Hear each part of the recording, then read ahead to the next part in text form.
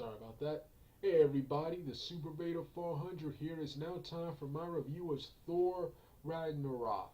Of course, I decided to do this review second. This review is also long overdue. I wasn't in a hurry to really see this movie. Wasn't really in a hurry to see this movie. The film looked entertaining, but I was more interested in Justice League, which Justice League was the much better comic book film, and this right here was just another generic fantasy action film with Marvel characters. Marvel characters. So yeah, I eventually wanted to see this. I also planned to see this. I was debating on whether I wanted to go see this with a friend or not, but once again, the theater closest to me was closed down. I really didn't want to go ask my mom or dad to see this movie. So, once again, I had no choice but to watch it online. And I decided to watch Justice League several times first before I watched this because the leaked version of this film I watched was terrible. There are various moments in the film that weren't in English and various moments where where the audio was toned down and the people in the theater were talking louder than the people in the film were, and various other production issues on the stream I watched. So the stream I watched was terrible, but the film itself was pretty awesome. The film itself was pretty awesome. The film's strongest points were the story, the action, and the characters. As a movie, this movie was just okay to me. It was the superior film when you compare it to Justice League, not the superior comic book film. But this film was just a generic. This film was just a generic, bland fantasy action, a generic, bland fantasy action film. Just another Marvel Cinematic Universe film. Just another Marvel Cinematic Universe film. I'm waiting for Infinity War, man. I'm waiting for Infinity War. So this film right here, this film right here, this film, this film right here was So like I said, those were the film's strongest part. The film itself was just okay, man. Was just okay. The screenplay and everything, and this film, story-wise, was the best of the trilogy. I think the first two Thor films. I think the first two Thor films were much better. Were much better than this. But this film right here had the best story. Nothing beats seeing the original Thor, but this had the best storyline and characters. Of course, I'm not too familiar with the comics, so I can't do a long comparison to the comics. Later, later on, I'll do a second narration review where I'll talk more and show pictures of stuff from the comic books. But in this film, but in this version, this is just a webcam review of me talking about the films. This review probably won't be as long as my Justice League video because I really don't have that much to say about the Thor film. The plot of this movie is on Wikipedia right now. The plot of this movie is um 2 years after the Battle of Sokovia, Thor he has been unsuccessfully searching for the Infinity Stones and is now imprisoned by the fire demon Surfer in Mephistium. That's what it starts off. It starts off with Thor being imprisoned by some fire demon. And since the subtitles were since this part of the film wasn't in English, it made it hard to tell what was going on. I had to watch the film and then read the screenplay later. Um, Surtur reveals that Thor's father Odin is no longer in Asgard. They tell you what happened to Odin after you see the post-credit scene of Thor: Dark World, where Thor's brother Loki is impersonating Odin, and Odin went missing. This is where he's been. He's they later learn Thor after and yeah, the Surtur tells Thor that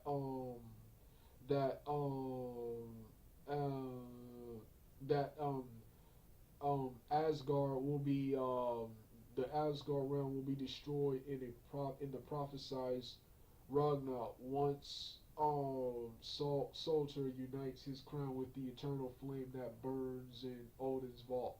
Thor defeats Surtur and claims his crown, believing he has prevented Ragnarok. Thor, of course, after this, he then returns to Asgard, and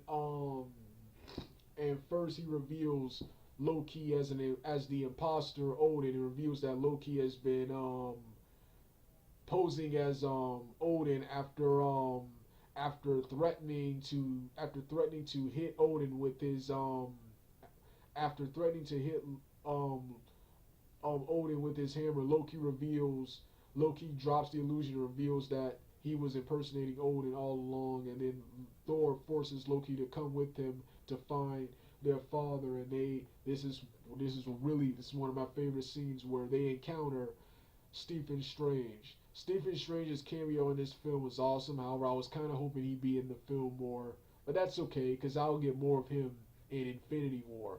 But Stephen Strange then points him to the direction Odin and tells him that they're in Odin is located in Norway. There's also a funny scene where Loki tries to where Loki tries to attack Stephen Strange, and Stephen Strange, I think he immediately sends them to um Norway, and this is where they meet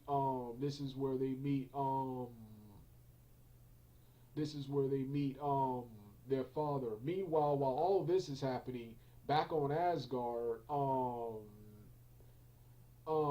meanwhile back on Asgard, um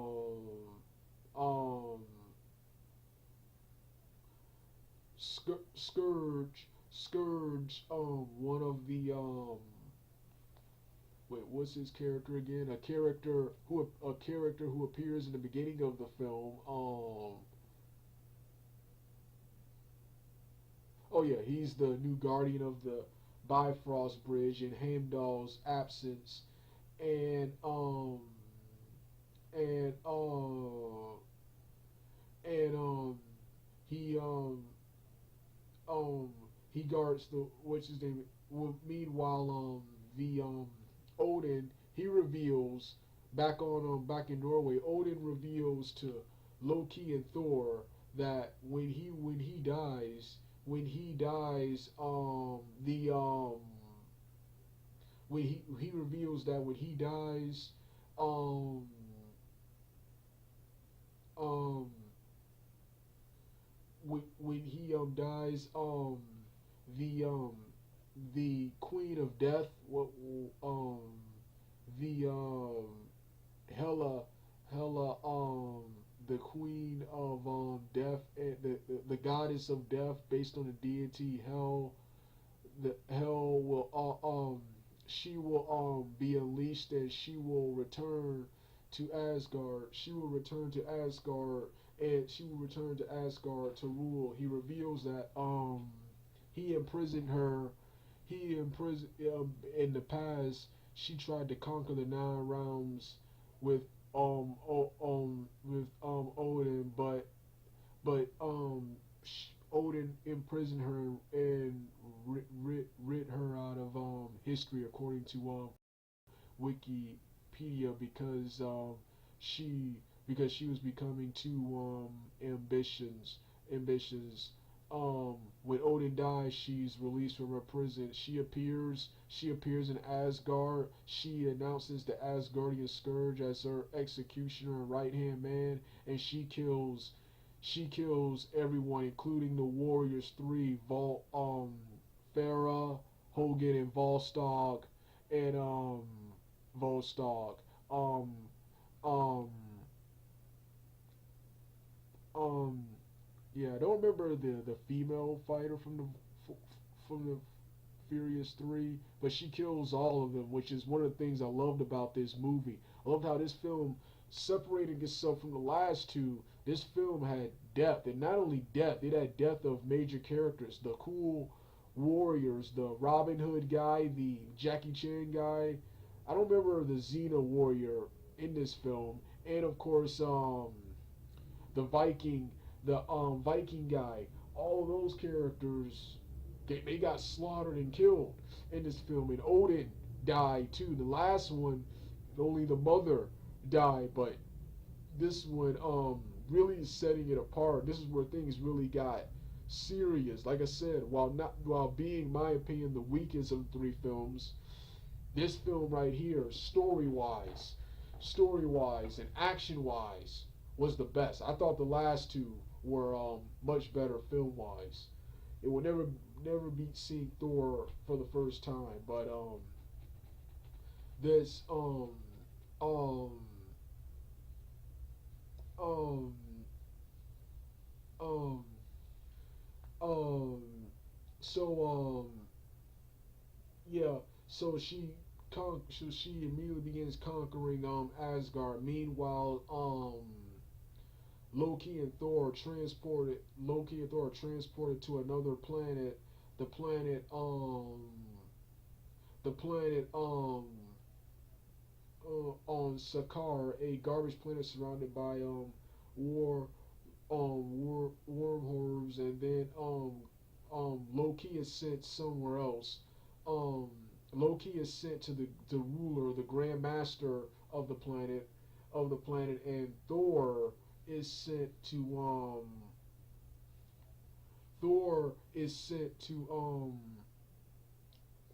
Thor is captured by some bounty hunters, but Valkyria Valkyrie um Valkyrie, based on the legendary warrior Rior, portrayed by Tessa Thompson, who was in Creed, who was um in Creed. She she she kills the bounty hunters and takes Thor as her hostage, and Thor by the Grand Master. Thor by the Grand Master is forced to fight in the arena, in a storyline based on Warhawk, where he encounters Bruce Banner, who is now permanently the Incredible Hulk, and is a warrior in this in this um in this world. And if he loses, he dies. If he wins, I think he gets his freedom from Asgard after a fight between after a hilarious fight between Thor and Hulk breaks out. Hulk is later turned back into Bruce Banner reveals, and he reveals that once he transforms into the Hulk again, he can never go back to being Bruce Banner. And Thor, Loki, Thor, Valkyrie, Loki, and Bruce Banner all make a plan to escape the Sakaar planet and get back to Asgard before it is destroyed. Before it is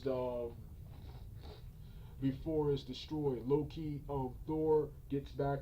Thor, they eventually make it back there via ship. Meanwhile, um, um,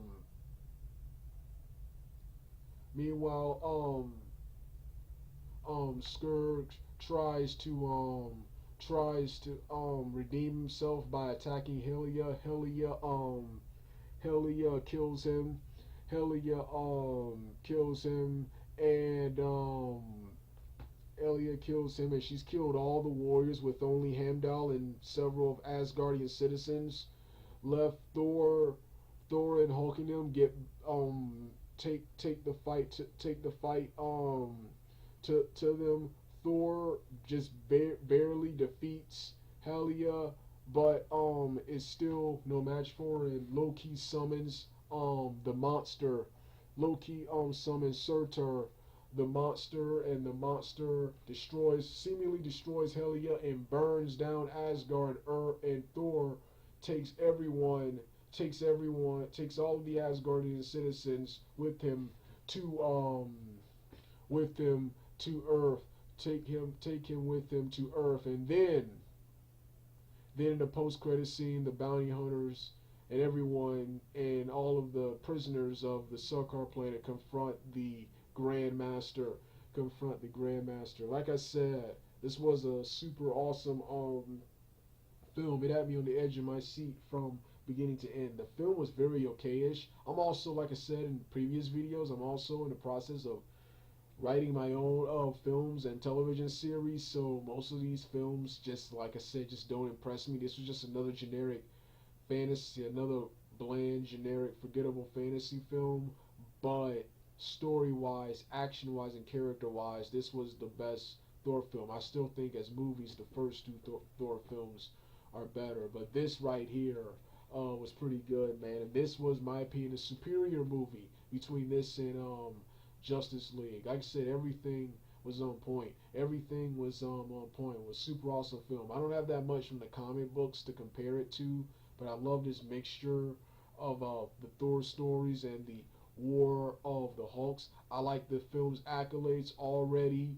This film is about to. This film has already made the This film has already made the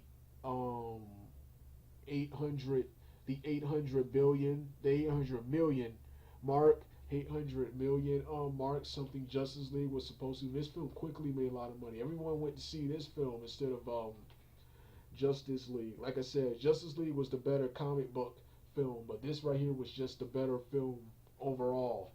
And it was just a super awesome film. Way to go out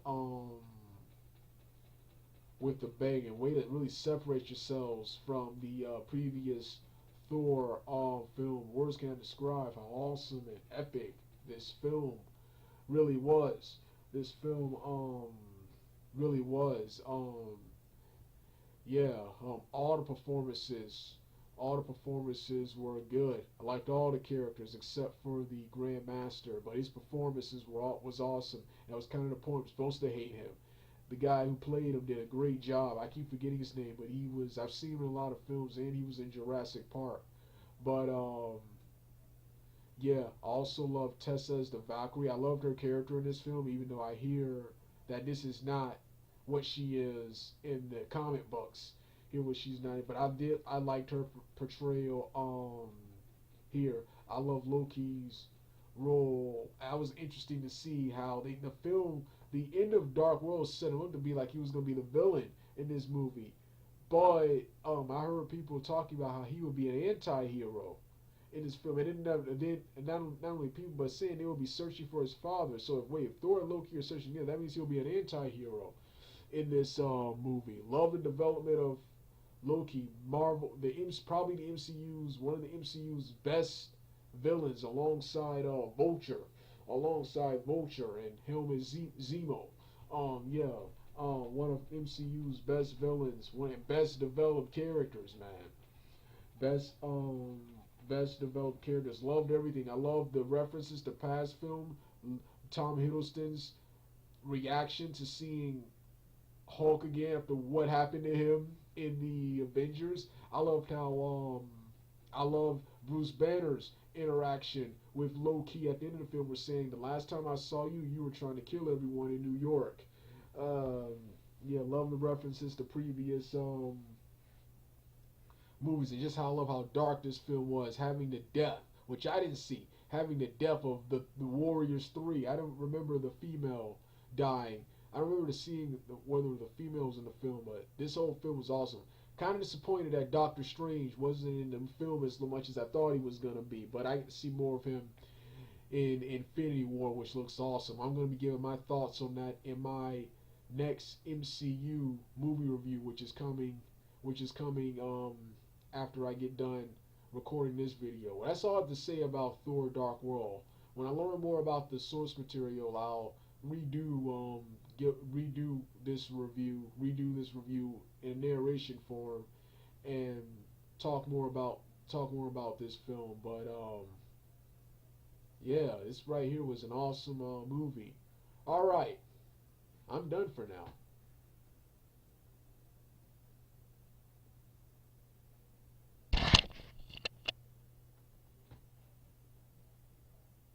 Issues